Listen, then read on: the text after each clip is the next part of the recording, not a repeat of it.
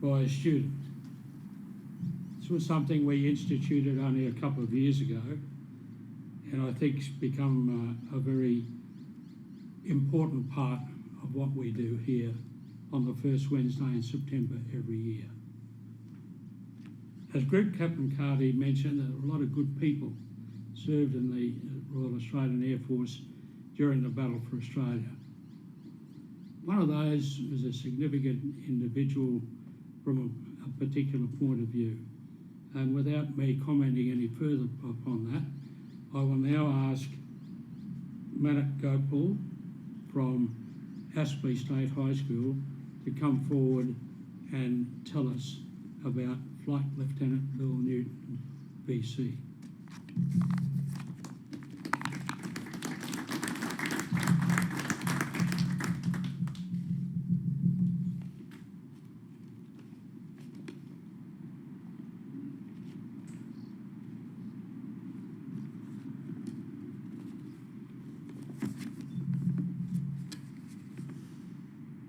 In the legends of the exploits of Australian soldiers of the First World War, tales abounded of heroic actions of Australian servicemen braving the beaches of Gallipoli, the muddy fields of Europe, or sailors braving the treacherous sea battles of the Pacific and the Mediterranean.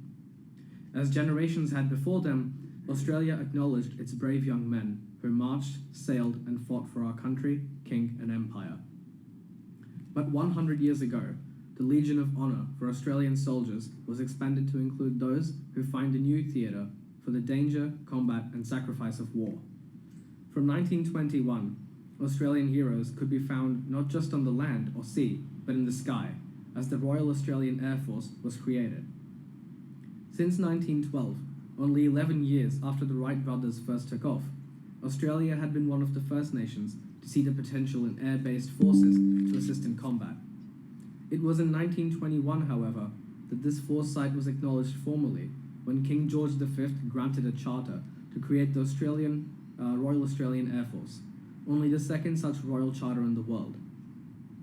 While the RAAF expanded and increased its size and role in the interwar years, the RAAF initially had the unusual distinction of having more aircraft than pilots to fly them.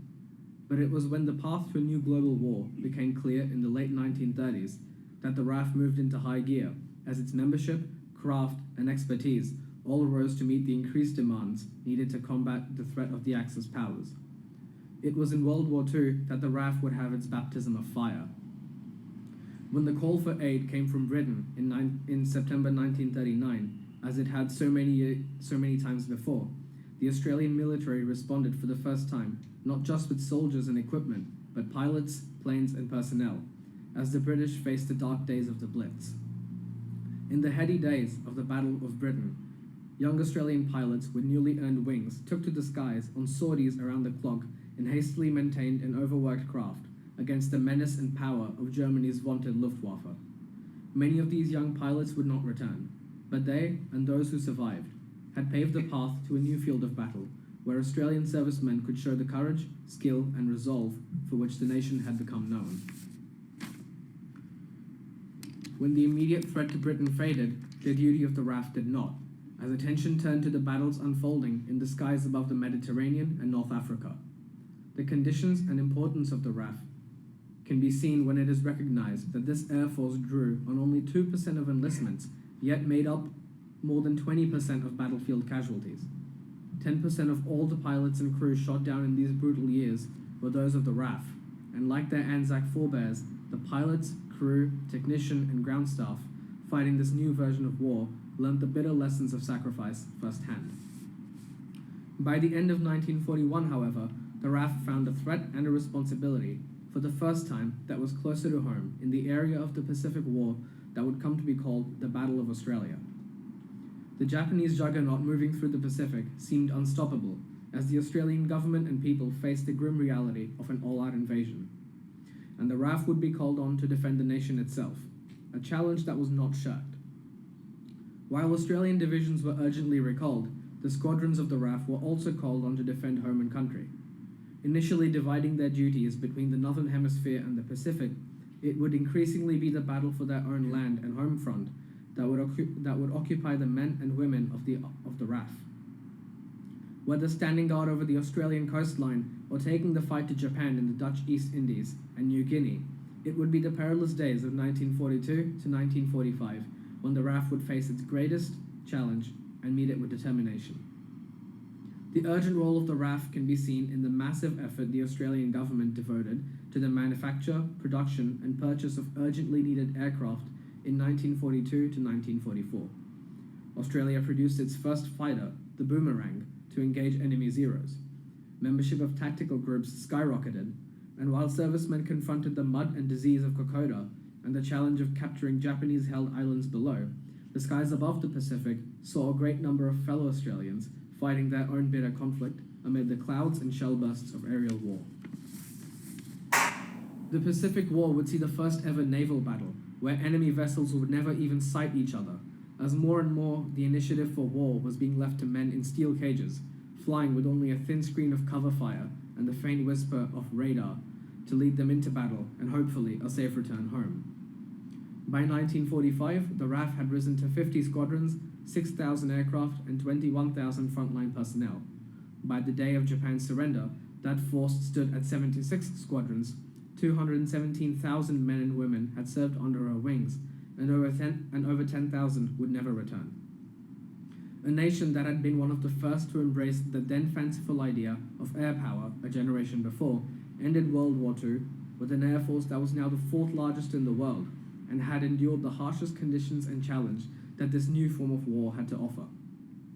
Like veterans of any war, those who fought for the RAAF in the battle for Australia have become the subject of tales of courage, endurance, ingenuity, and sacrifice. Of dawn takeoffs in eerie light, the flak and fire of aerial combat, where any second or maneuver can bring glory or death. Of the camaraderie of flight crews working together in the dark of the Pacific night to complete a perilous mission or achieve a safe return. Of the telltale sound of a crippling blow that will bring a once mighty aircraft and its crew to a savage collision with the ground. Heroes of the RAAF include those of the Caterpillar Club, who survived a crash over land, or the Goldfish Club, who survived a crash over water, or the remarkable few who achieved both. 100 years after its inception, the legacy and role of the RAAF is stronger than ever. The story of the RAAF does not end with a battle for Australia, but it is the key moment when our nation looked to its brave young citizens to defend the country, not just on land and sea, but in the heavens and the skies. As with every enclave that made up the defenders of Australia in its darkest hour, the RAAF responded to the awesome and new challenge with vigour, with bravery, and with commitment that meant the safety of the many at the expense of the few. Where the RAAF is deployed today, those below need only look up, as did those of days now past, and see that even the sky is not enough to contain the dedication, diligence, and daring of the Anzac spirit.